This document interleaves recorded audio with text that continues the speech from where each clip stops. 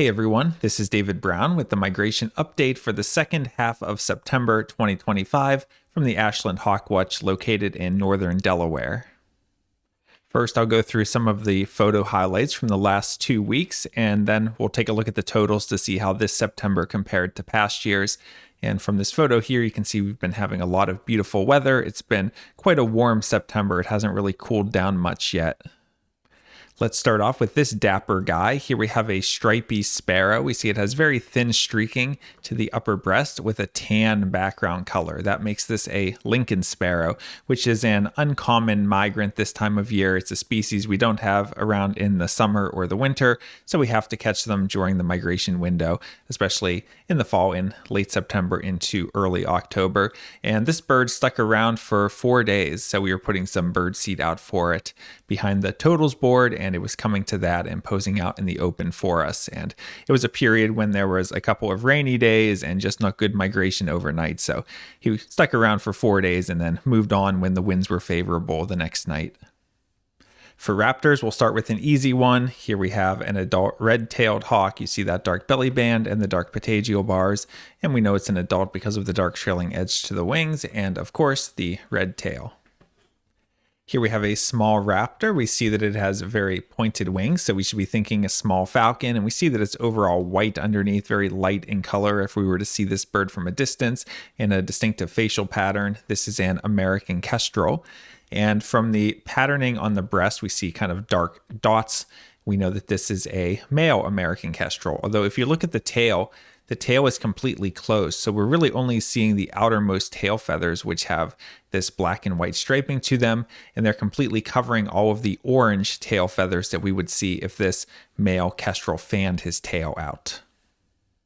Here we have a different male American kestrel in flight that does have its tail fanned out a bit, and this one actually has a bit of an alternate tail pattern. We see that not only the outermost tail feathers have those black stripes to them, but also some of the central tail feathers. So it's just a less common tail variation that you'll see on some male kestrels.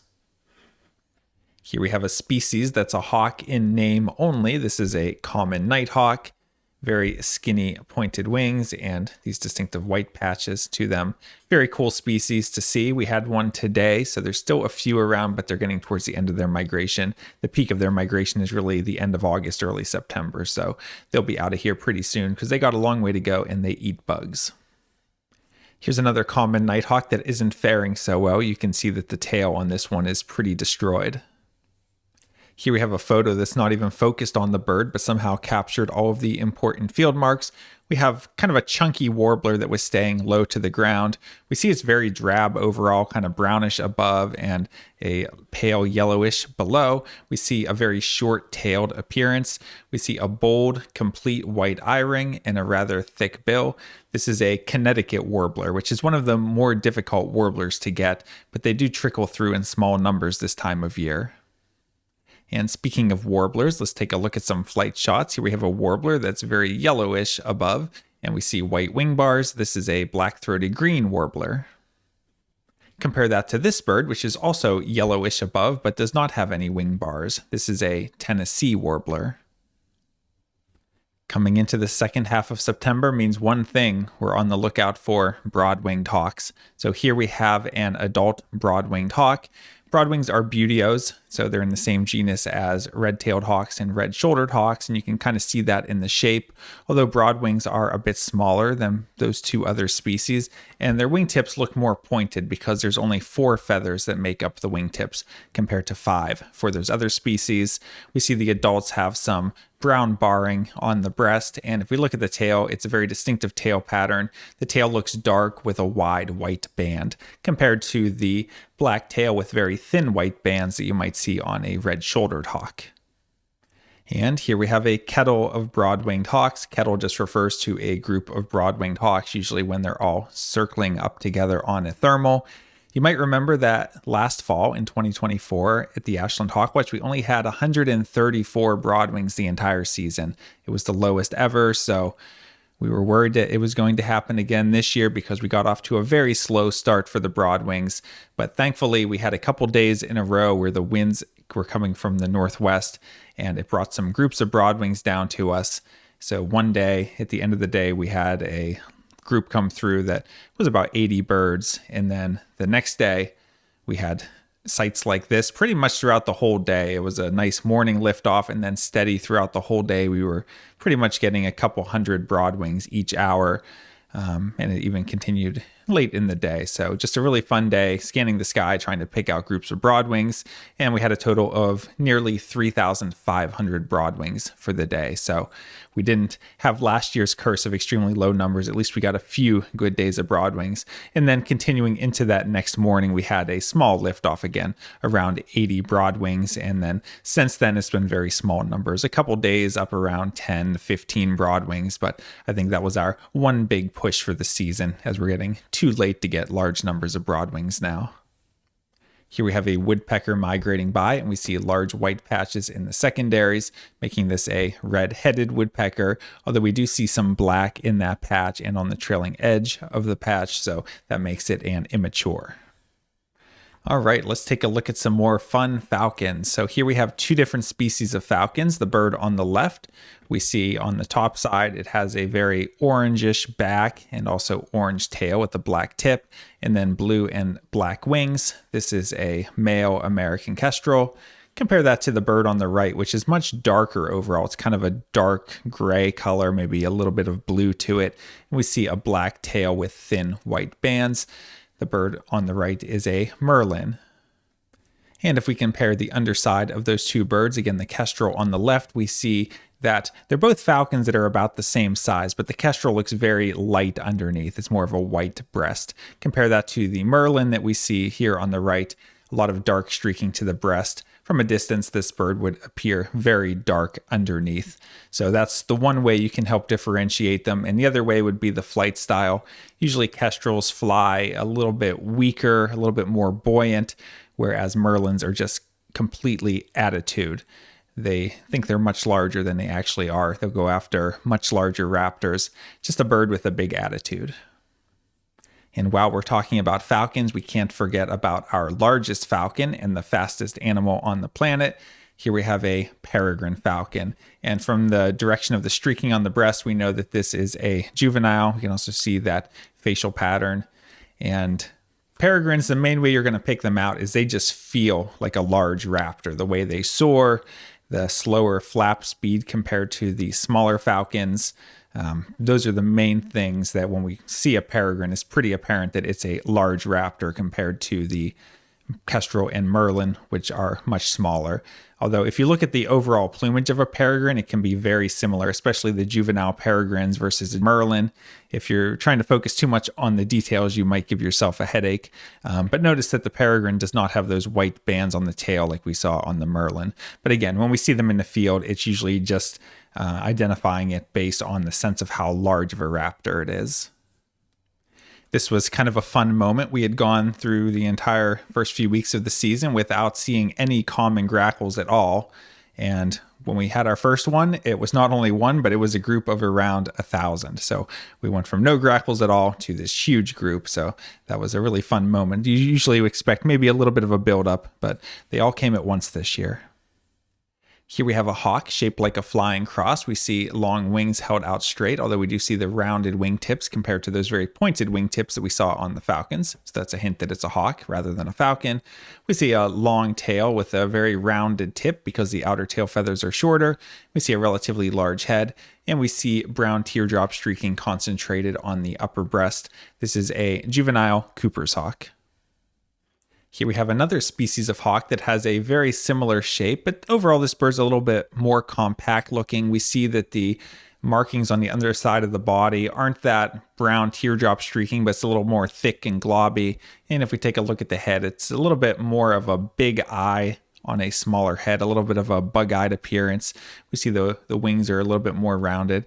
It's hard to tell some of these field marks just because of the angle of the photo, but this is the smaller cousin of the Cooper's hawk, the sharp-shinned hawk, although you may know that they are no longer in the same genus. The sharp-shinned hawk is still in the accipiter genus, whereas the Cooper's hawk, as well as the American goshawk, were moved to a genus called Astur, A-S-T-U-R. A couple of times now we've had small flocks of wood ducks flying around. Really the only duck that has shown up so far, other than we did have a common merganser down on the Red Clay Creek yesterday morning. And we're also starting to see more and more geese, mostly just small groups of Canada geese so far, but those numbers will really increase as we get farther into October. And then hopefully as we get towards the end of the season, we'll also see some snow geese. Let's not forget about some of the larger, darker raptors. Here we have a bird that's two-toned in appearance. We see dark coverts compared to the silvery flight feathers of the wing and tail, and we see a red head. This is a turkey vulture. Here we have a large, dark raptor that's overall brown, but it does have a lot of white, especially in the wing pit area, and we see a large feathered head on this bird. This is a juvenile bald eagle. And here we have a bird that's largely black overall with a gray head and that more silvery color only on the feathers that make up the wingtips. We see that this bird has a very short tail. So just from the shape of this bird, we know it's a black vulture. And looking at it, it has a large chunk out of the wing. And you'll also notice that it has a yellow patagial tag with number 247 as the code. These are tags that are put on vultures, so people like us or anyone who's observing vultures can see the code and then report the bird so that the researchers can know the location of it. And this is actually an individual that we've seen in past years, so it seems to be hanging around our general region. And I'm not sure what happened that it's missing this large chunk out of the wing. That's not typical molt. That looks like something got it or it got damaged somehow. Here we have a songbird that would be very plain overall if it didn't have this nice blue highlight to the wings. That's a good hint for identification for us, along with the small size and the normal sized bill help us identify this as an indigo bunting. Blue grosbeak is also another species that you could have some confusion with. They would look similar overall, but they would have a much larger bill. I don't know a ton about dragonflies, but this one caught my eye as potentially something different, and I did send it to someone who knows their dragonflies very well, and they confirmed that it is a band-winged meadowhawk, which is actually a pretty rare species in Delaware. It's only known from a few sites in the Piedmont, and Ashland is one of those known locations, but really cool and the first time I've seen this species. We also had this really cute jumping spider hanging out on one of the chairs the other day. These things are extremely playful. You can put your phone up and get very close photos, but then it was trying to jump on the phone and it was hanging down. So I don't know, maybe we're thinking too much into it, but it was just very cooperative for us and kind of cool when you get a really close-up look at them. They're kind of hairy and they have kind of eyelash-looking things and lots of eyes. So sorry if you have arachnophobia. I didn't mean to scare anyone by putting a giant spider on the screen, but we had a lot of fun on kind of a slow day for hawks, just following this little guy's adventures. And someone we were talking to about it afterwards said that they're kind of the puppy dogs of the spider world, which I think was a pretty fitting description from how playful it was. Okay, back to raptors now. Here we have a raptor high overhead. We see kind of thin, long wings that are pointed. We see a long tail, and we see that overall it's kind of grayish silver underneath, maybe a little bit darker here on the upper breast, and we see dark black wingtips. This is a male northern harrier. Here we have a buteo that has a very distinctive plumage where it has a lot of orange underneath and black and white striping. This is an adult red-shouldered hawk. Here we have two raptors flying together, so let's take a minute to analyze this together. First of all, let me ask you, do you think that these are both the same species or do you think it is two different species? Looking at them, I would say that this bird on the top right is maybe a little chunkier looking. It looks a little bit larger overall. The tail isn't quite as long, so these are actually two different species. If we look at the markings on the breast, it's actually quite similar. They both have kind of vertical brown streaking to them, so that's not very useful to differentiate them. Another field mark we can look at is this bird on the top right has these pale crescents near the wingtips. We can see that on both wings where light is shining through the feathers there where they're a little bit lighter in color, whereas this bird here does not have that. And if we look at the tails, this bird on the left has a longer tail and the streaking to it is a little bit more bold compared to this bird on the right, where you can just see some very faint streaks to the tail. So we have two different species. The bird on the left is one of the former accipiters. It's an aster now. Like I said earlier, this is a juvenile Cooper's hawk, whereas this bird on the top right, as soon as you see those crescents, that's usually a good way to identify a red-shouldered hawk, and this is a juvenile. So juvenile Cooper's hawk on the left and juvenile red-shouldered hawk on the right. And speaking of juvenile red-shouldered hawks, here's one that was perched down in the marsh the next day. And you can just tell that this, since it's a buteo, it's just a little bit more chunky looking. It's a larger bird overall, and the tail is shorter than we would see on the Cooper's hawk. If this were a Cooper's hawk, we'd expect to see a much skinnier looking bird with a longer tail. And here's one more shot of a different red-shouldered hawk in flight. Again, you can see those translucent crescents near the wingtips, but also look at the tail. When you can see the banding on the tail, it's much thinner than you see on the Cooper's hawk. Here we have a vireo that has yellow on the throat and dark in front of the eye. This is a Philadelphia vireo, and it seems like it's been a really good September for Philadelphia vireos. I didn't exactly keep track, but I think I probably saw somewhere in the ballpark of 15 to 20 of these, which is more than I can remember from any previous fall. Here we have a thrush, and the main ID mark we're going to use to identify this are the buffy spectacles, and that makes this a Swainson's thrush, a very common species that's migrating through right now. Much more common than you would think by how much you see them when you're out birding, but if you do nocturnal flight calls, you know that these are extremely common, and in person, these buffy spectacles just were so brilliantly bright. The photo doesn't do it justice. But this time of year, if you're seeing a thrush that has this really buffy eye ring, that's a good way to identify the Swainson's thrush. Here's two adult bald eagles that were battling it out in midair. Here's one more raptor from today. We see kind of long pointed wings, a long tail, and a white rump patch, and an owl-like facial disc. This is a northern harrier. And whenever we see one of these brown type northern harriers, we know it's not an adult male. So it's either an adult female or it's a juvenile of either male or female. All of those look similar to this. And looking at this bird, it does have a little bit of streaking to the upper breast, but it is quite plain in the patagial area. So I think this may be a juvenile bird. Usually on the females, you would see more streaking and more heavily marked patagial area. Someone can correct me if that's wrong, but that's my analysis of this bird. Okay, taking a look at hawk count now for the totals for September 2025 for the Ashland Hawk Watch. If we go to the second half of September and we look at the totals, you'll notice one thing. Like I said, we had those 3 days where we had some broadwings. So we had a 152 day, the big broadwing day. So we had 3,568 total birds, and then a day with 216. But other than that, there was no day with over 54 migrants. So overall, we had those couple days that were okay, but it seems like it's pretty low otherwise. Normally by now, the numbers of sharp-shinned hawks and kestrels would have really picked up. We would expect some days with maybe a couple hundred birds, but it's just been a lot of very moderate days. It's days that the weather's been okay, but very light winds overall. Not really any big cold fronts coming through.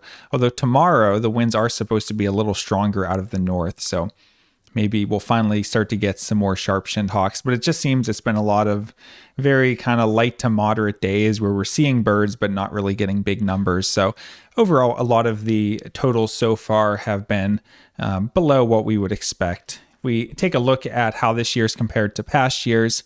For September, we ended with 4,707 birds, beat last year, which was really low with only 1,309. But you can see some years, 17,000, 13,000, 5,000. So higher than some years, lower than others. Mostly those numbers are going to change based on the number of broadwings that we got. But if we look at individual species, we can see that a lot of things were lower than they have been in recent years. Only 119 ospreys, only 321 sharp-shinned hawks. I think Cooper's hawks may have been the lowest ever, and kestrels were also quite low with only 154, which was the lowest for any season other than 2008. So overall, somewhat low raptor totals. Again, just I think because of the weather. We'll see if we make up some of those in early October. Maybe the birds have just been farther north and they haven't made it this far south yet. I'll plan to continue posting updates every half month, so look for the next update in mid-October. And come out and visit us at the Ashland Hawk Watch. We're located at the Ashland Nature Center in Hockessin, Delaware, USA. The count is run every day until the end of November, and this is likely the last official season of the Hawk Watch. We're losing our funding, so we're still a little up in the air about what's going to happen going forward. But we're still focusing on finishing off this season strong. We're now 1/3 of the way through, and we're coming into a good time of year that there's just a really good variety of raptors. You know, the broadwings are still trickling through, but we're certainly past the peak for those. So we're just enjoying coming into the peak migration time for the falcons and the accipiters and harriers and species like that. And then as we get towards the end of October, we'll start looking for the late season specialties like golden eagles, and we'll come into the peak in early November for red-shouldered hawks, red-tailed hawks, turkey vultures, and a good push of bald eagles as well. So a lot of fun birding and hawk watching to come. Hope you can come out and join us sometime. From Lyco Birds, this is David Brown. Thanks for watching.